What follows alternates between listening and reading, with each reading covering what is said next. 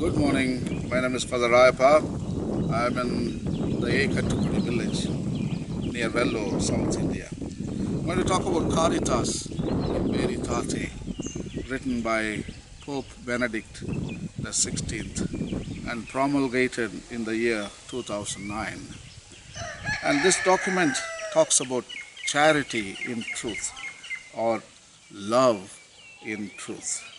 So, love is not abstract word. It has a basis and foundation in truth. So when they both join together, and there comes responsibility, there comes ethics, there comes moral law, and we need to act on love and truth. So today I'm going to read paragraph number 44 from the chapter 4 of Caritas in Veritate. Chapter 4 is titled The Development of People, Rights and Duties and Environment.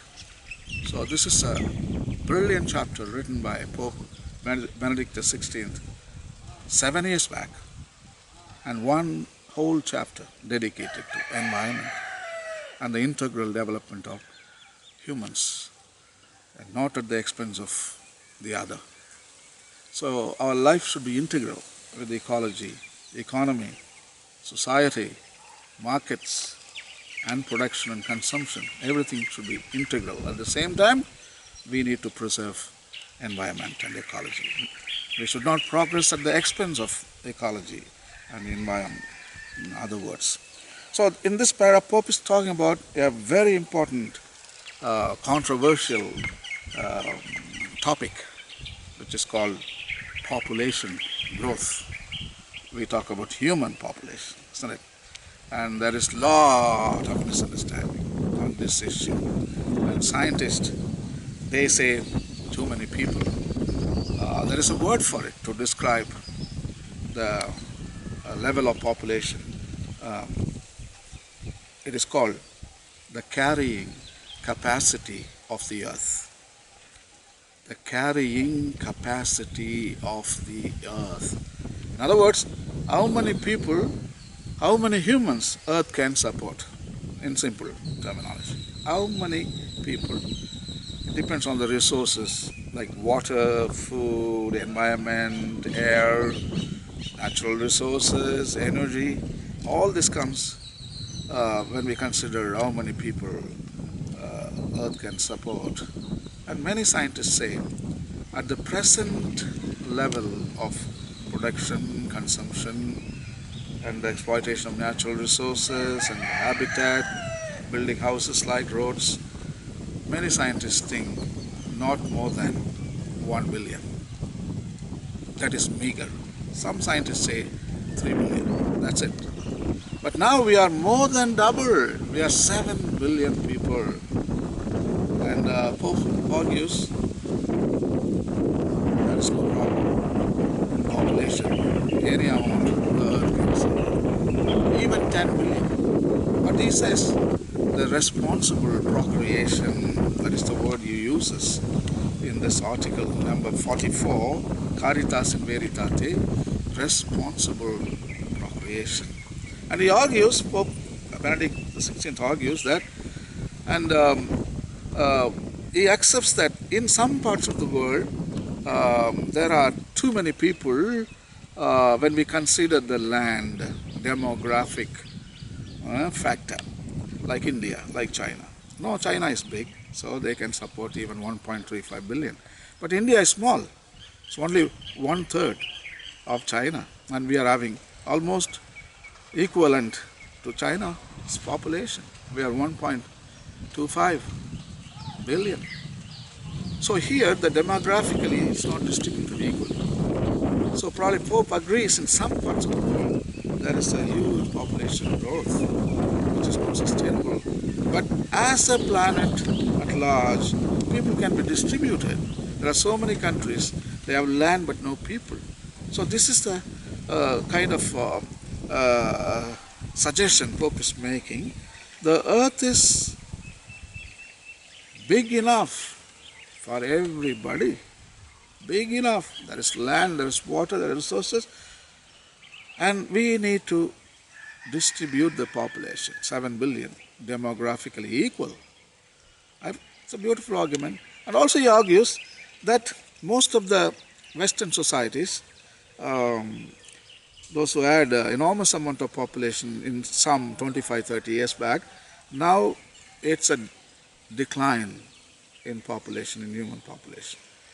In some society, there is no birth rate at all, and those societies are not sustainable. In order to sustain human population, there should be at least 1.75 birth rate should be happening, 1.75. But like France, Germany, and like Switzerland, all these areas only 1.50. So these societies can't be sustainable in the long run, like 15, 20 years afterwards, and there are no people at all. But thank India and China, and these people are pouring in America and France and Germany and England, and they are collapsing because they don't produce children anymore. But India and China producing children and sending them all over the world. And because of India and because of China and all parts of the world, population-wise, it is sustainable. It is sustainable. So, but still Pope is arguing we need more children because it depends on the brain pool. When we are breeding among them, among only few humans, and slowly the mutations may not be happening at the faster rate, and the brain pool maybe is not widening, it is narrowing.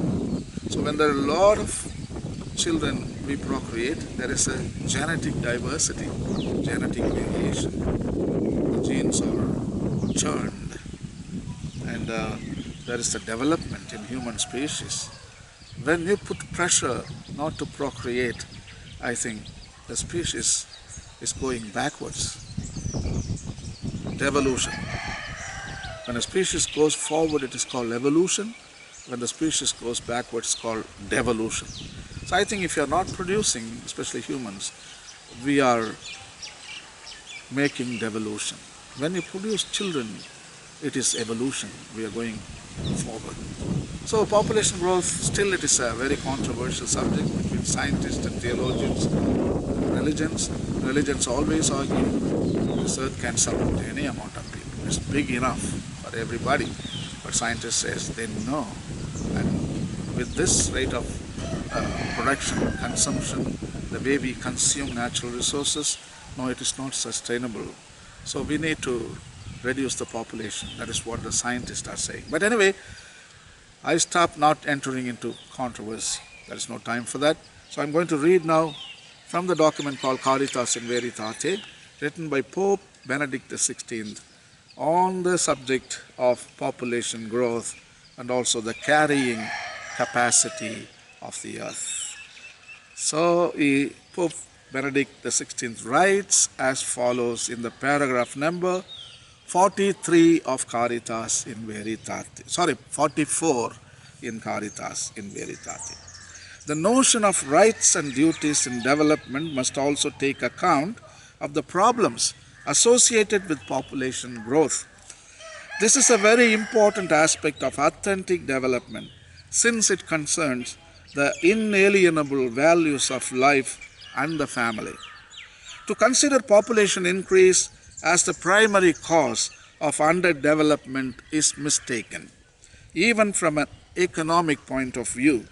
Suffice it to consider, on the one hand, the significant reduction in infant mortality and the rise in average life expectancy found in economically developed countries, and on the other hand, the signs of crisis observable in societies that are registering an alarming decline in their birth rate.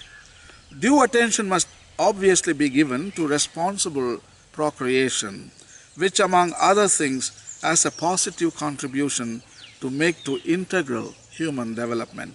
The Church, in her concern for man's authentic development, urges him to have full respect for human values in the exercise of his sexuality. Cannot be reduced merely to pleasure or entertainment, nor can sex education be reduced to technical instruction aimed solely at protecting the interested parties from possible disease or the risk of procreation. This would be to impoverish and disregard the deeper meaning of sexuality, a meaning which needs to be acknowledged and responsibly appropriated not only by individuals but also by the community. It is irresponsible to view sexuality merely as a source of pleasure, and likewise to regulate it through strategies of mandatory birth control. In either case, materialistic ideas and policies are at work, and individuals are ultimately subjected to various forms of violence. Against such policies, there is a need to defend and the primary competence of the family in the area of sexuality, as opposed to the state and its restrictive policies, and to ensure that parents are suitably prepared to undertake their responsibilities. Morally responsible openness to life represents a rich social and economic resource. Populous nations have been able to emerge from poverty thanks not least to the size of their population and the talents of their people. On the other hand, formerly prosperous nations are presently passing through a phase of uncertainty and in some cases decline. Precisely because of their falling birth rates, this has become a crucial problem for highly affluent societies.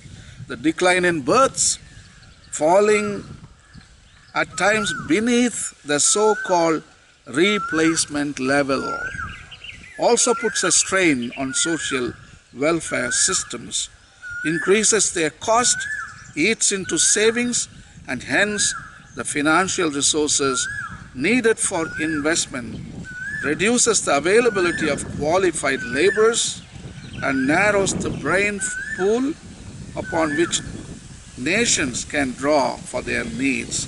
Furthermore, smaller and at times minuscule families run the risk of impoverishing social relations and failing to ensure effective forms of solidarity.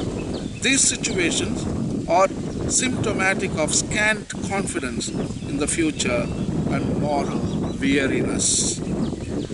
It is thus becoming a social and even economic necessity once more to hold up to future generations the beauty of marriage and the family, and the fact that these institutions correspond to the deepest needs and dignity of the person. In view of this, states are called to enact policies promoting the centrality and the integrity of the family, founded on marriage between a man and a woman, primary vital cell of society, and to assume responsibility for its economic and fiscal needs while respecting its essentially relational character. So that is what Pope Benedict the 16th in Caritas in Veritate in the article number 44 states.